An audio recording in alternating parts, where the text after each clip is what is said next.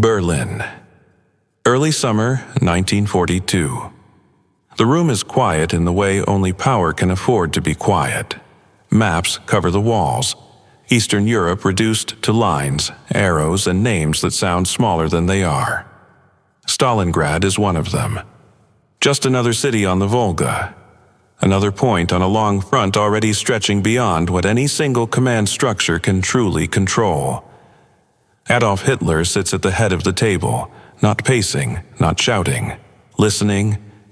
That alone changes the temperature in the room.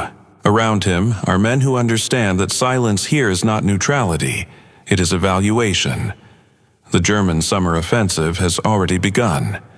Army Group South is moving east, fuel is burning, men are marching, the machine is in motion. Yet the purpose of that motion is still being debated. Some speak of oil. The Caucasus fields are the strategic prize. Without them, the war's arithmetic turns ugly. Others speak of the Volga, of cutting Soviet transport, choking the artery that feeds the Red Army. And then there is Stalingrad. Not because of its factories, not because of its location alone, but because of its name. A city bearing Stalin's name, standing untouched while German armies sweep past it, feels, politically, unfinished. No shots are fired in this room. No orders are written yet. But something more subtle is happening. The war is beginning to acquire a symbol. Further east, far from Berlin's polished calm, German logistics officers study numbers that do not inspire confidence. Rail lines are overstretched. Roads are dust and mud by turns. Trucks break down faster than they can be replaced. Fuel allocations are revised, then revised again. Ammunition arrives late. Winter gear is still theoretical. Warnings move upward through channels designed to sound orderly, not urgent. Field commanders request flexibility. They argue for defined objectives. Oil first, cities second. They caution against splitting forces across vast distances with limited reserves. The responses are polite, acknowledged, noted, under consideration. The offensive continues anyway. At headquarters, the operational language begins to shift. What started as a maneuver becomes a commitment. What was a direction becomes an expectation. Stalingrad appears more often in briefings. Not as a primary target, yet, but as something that must be secured if nearby operations are to feel complete. No one formally says, "We must take the city at all costs." That comes later. For now, it is framed as inevitability, as momentum, as logic. And logic, once accepted, is difficult to interrupt. Army Group South Headquarters. Telephones ring softly. Staff officers adjust pins on maps that no longer resemble the terrain their soldiers are actually crossing. Reports from the front describe resistance stiffening near the Don River. Soviet units that were expected to retreat are holding longer than planned. Counterattacks appear, probing, testing. German commanders notice something unsettling. The Red Army is not collapsing. It is bending. Requests are sent again. Permission to slow the advance, to consolidate, to clarify priorities before the front stretches any further. Again, the answers come back measured, calm, controlled. The offensive timetable remains unchanged. The deeper concern is not dismissed, but it is subordinated, because slowing down now would imply doubt, and doubt at this level carries political weight. Back in Berlin, Hitler grows increasingly involved in operational detail. Not because the generals have failed yet, but because success has not arrived cleanly enough. Maps are scrutinized not just for terrain, but for narrative. What will this offensive mean? How will it be explained? How will it be remembered? Stalingrad looms larger in that conversation. A city with that name cannot be bypassed casually. Leaving it intact would suggest hesitation, or worse, respect. The argument shifts quietly from whether the city must be taken to when and how firmly that intent should be communicated. No formal order is issued yet, but commanders begin to feel the boundary narrowing. Flexibility becomes deviation. Deviation becomes disloyalty. And in a system built on obedience, anticipation often replaces instruction. On the steppe, German soldiers dig in for the night. They do not know about the meetings. They do not hear the debates. They feel only distance. Between units, between supply points, between promises and reality. The front keeps moving east, and with it, the assumption that adaptation can always come later. No one believes they are walking into a trap. That is not how traps work. They form gradually, when choices are constrained not by enemy action, but by decisions made far away, long before the first shot is fired in the place history will remember. Stalingrad is still weeks away, but something essential has already happened. The war has begun to confuse commitment with control, and once that confusion sets in, retreat, conceptually, not just physically, becomes very hard to justify. Eastern Front, late July 1942. The heat hangs low over the steppe, heavy and unmoving. Dust settles on vehicles, uniforms, maps, everything. From the air, the German advance still looks impressive. Long columns, steady progress, arrows pushing east. Inside command tents and converted farmhouses, the tone remains controlled. Reports are delivered efficiently. Losses are logged. Distances are recalculated. On paper, the offensive is succeeding. That appearance matters more than anyone admits. Army Group South is now too large to behave as a single organism. Its formations are stretched across hundreds of kilometers. Fuel convoys lag behind advancing armor. Infantry marches longer each day to keep pace with objectives that continue to expand. Field commanders begin to notice a dangerous pattern. Every success generates another requirement. A bridge taken demands protection. A town secured demands occupation. A river crossed demands a flank guard.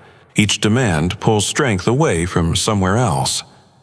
Messages flow upward describing these tensions, not complaints, assessments. The tone is professional, careful, respectful.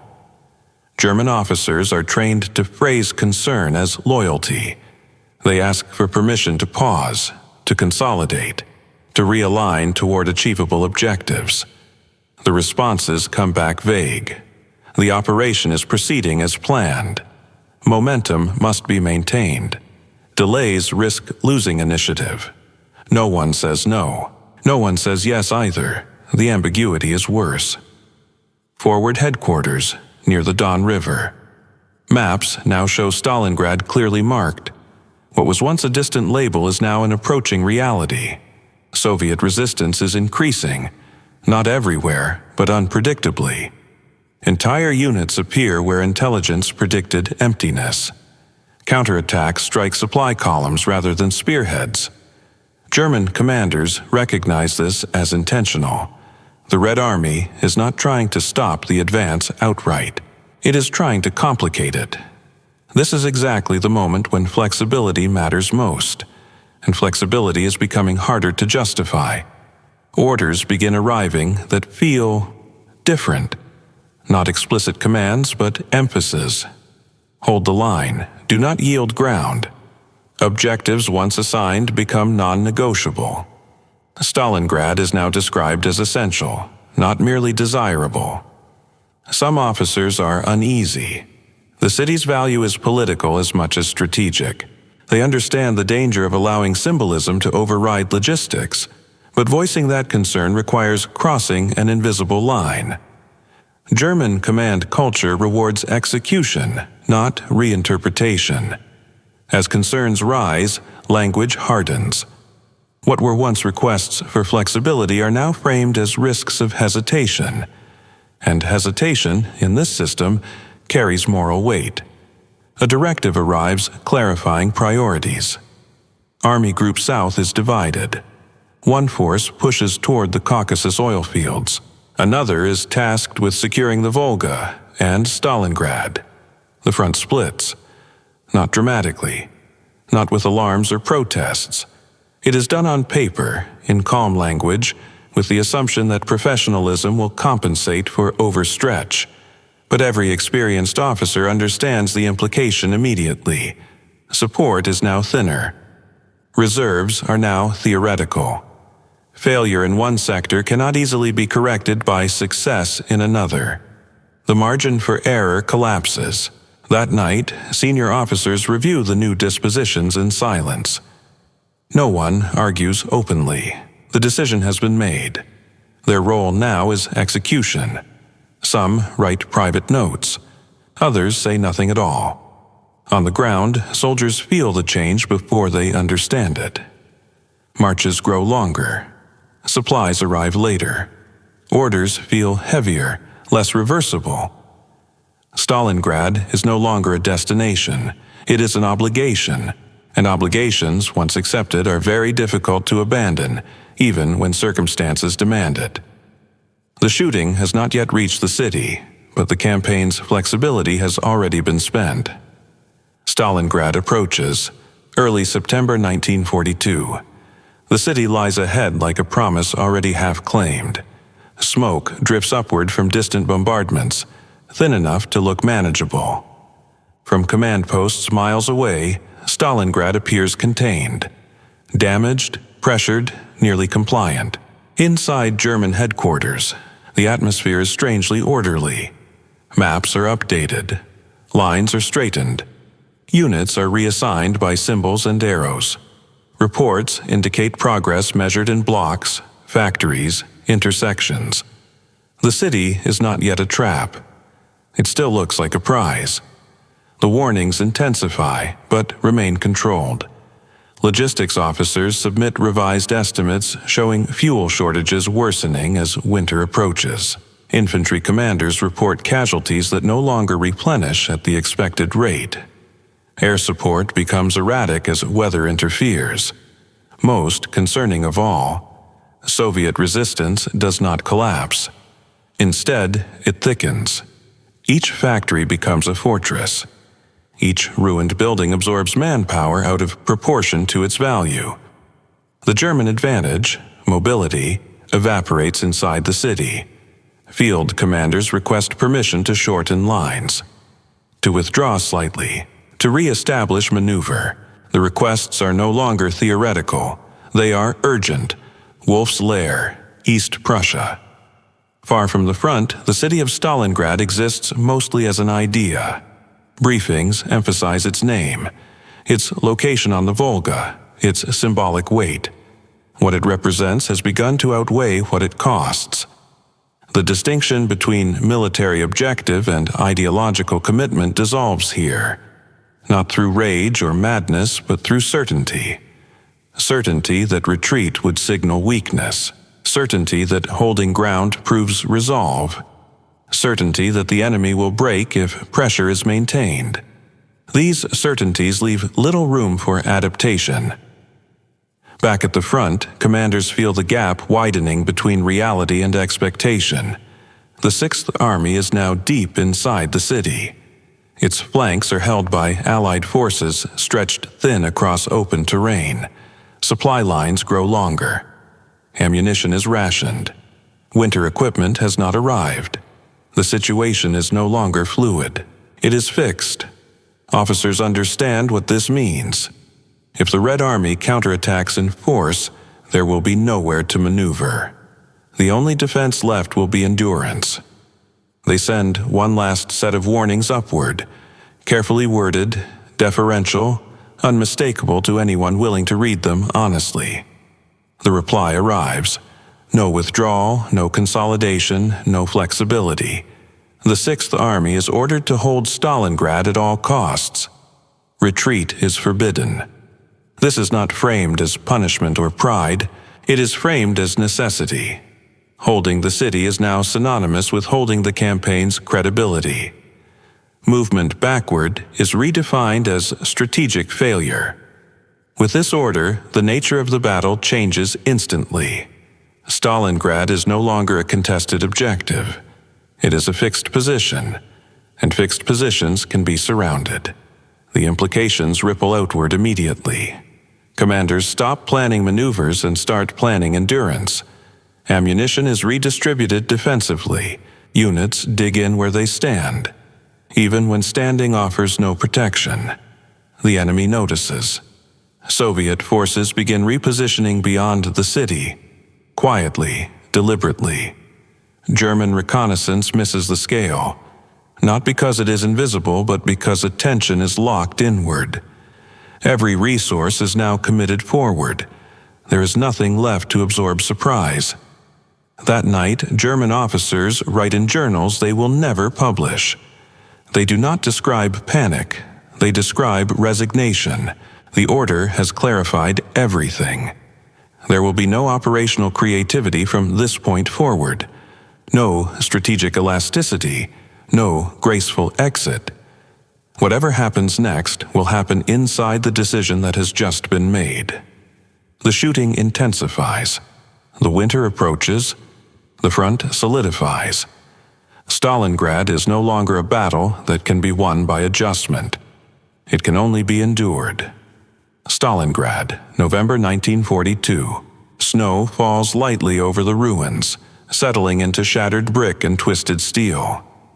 The city is barely recognizable now, not as a place, but as a condition. Inside the German lines, movement has slowed to necessity alone. Soldiers no longer talk about advance or victory. They talk about warmth, about ammunition, about time. The front is quiet in a way that feels artificial, as if both sides are waiting for something already decided. The pressure does not come from the city anymore. It comes from beyond it. On the open steppe north and south of Stalingrad, Soviet forces mass with a discipline that is easy to underestimate because it is not dramatic. Tanks are hidden. Infantry moves at night. Supply routes thicken instead of thinning.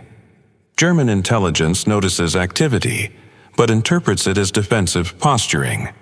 After all, the Sixth Army is fixed in place. Why would the Soviets attack the flanks instead of reinforcing the city? The question answers itself only after it is too late. Sixth Army Headquarters. Reports arrive describing breakthroughs against Romanian units guarding the flanks. The tone of the messages is restrained. The words are careful, but the implications are not. Entire divisions are collapsing in hours. Gaps open where none were expected. Soviet armor pours through terrain assumed to be secure. The encirclement does not announce itself as catastrophe. It assembles. Commanders request permission to withdraw west, immediately, decisively, before the ring closes. The request is not desperate. It is professional. They argue that the army is still intact, that movement is still possible, that retreat now could save hundreds of thousands of men and preserve combat power for the future.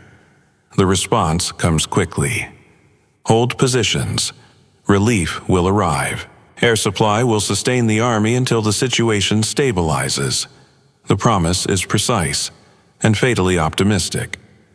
Within days, the encirclement is complete. Soviet forces link north and south of the city, sealing the Sixth Army inside Stalingrad like a lid, closing without sound. Airfields fall under artillery fire. Weather worsens. Transport aircraft are shot down or grounded. Supplies arrive sporadically, never enough, often too late. Rations shrink. Ammunition dwindles. Wounded pile up in cellars with no heat. The reality becomes unavoidable. The army is trapped, not by sudden defeat, but by the accumulation of decisions that removed every alternative. Orders continue to arrive from far away, written as if conditions still resemble maps. Hold out. Endure. Trust the plan. But the plan now exists only on paper. Inside Stalingrad, the Sixth Army is no longer fighting for victory or even escape. It is fighting to delay the acknowledgement of defeat. Officers understand the truth before they are allowed to say it aloud. The collapse did not occur when the Soviets closed the ring. It occurred weeks earlier, when retreat became forbidden and flexibility became disloyalty. Now, there is only consequence. Stalingrad, January 1943. The city no longer sounds like a battlefield. Artillery is sporadic. Gunfire comes in bursts, then fades. The wind carries voices more often than explosions. Hoarse, exhausted, indistinct. Snow covers the dead without preference. Inside the shrinking German perimeter, order still exists on paper. Units retain names. Ranks are still observed. Reports are still filed. But the war, as it was understood, is over. What remains is endurance without purpose. Inside cellars and factory ruins, soldiers calculate time differently now. Not in days or weeks, but in calories, in bullets, in minutes of warmth. Food rations become symbolic. Ammunition is conserved for moments that never come. Wounded men stop asking when evacuation will arrive. They already know the answer. Messages from high command continue to emphasize honor, sacrifice, historical destiny. They speak of the army as a symbol, an example. That is when the truth finally becomes unavoidable. The Sixth Army is no longer a military formation. It is a political statement. In late January, authorization is given, quietly, indirectly, for surrender. Not framed as permission, framed as inevitability. Field Marshal Friedrich Paulus, promoted at the last moment, understands the signal. The promotion is not a reward, it is a message. A field marshal does not surrender. Paulus does anyway. On February 2, 1943, the last organized resistance ends. Nearly 300,000 men entered the campaign. Fewer than 100,000 survive captivity. Most will never return home. The Battle of Stalingrad is over. But the war has fundamentally changed. In Germany, the announcement is delayed, then softened, then reframed. The word defeat is avoided. Instead, Stalingrad is described as sacrifice, as tragedy, as fate. But inside the Wehrmacht, something breaks that cannot be repaired. The belief that ideological will could override logistics. The belief that commitment could replace adaptability. The belief that retreat was weakness rather than strategy. From this moment forward, the German army will fight defensively, reactively, always trying to regain something already lost. The initiative is gone. Permanently. Stalingrad is remembered for encirclement, surrender, and ruin. But its most decisive moment did not occur in snow or rubble. It occurred weeks earlier, in offices, conferences, and directives, when leaders chose certainty over flexibility, symbolism over reality, commitment over control. The army did not collapse because it lacked courage. It collapsed because it was not allowed to change its mind. Modern wars are not lost when soldiers stop fighting. They are lost when leadership removes every option except endurance. By the time defeat becomes visible, it has already been decided.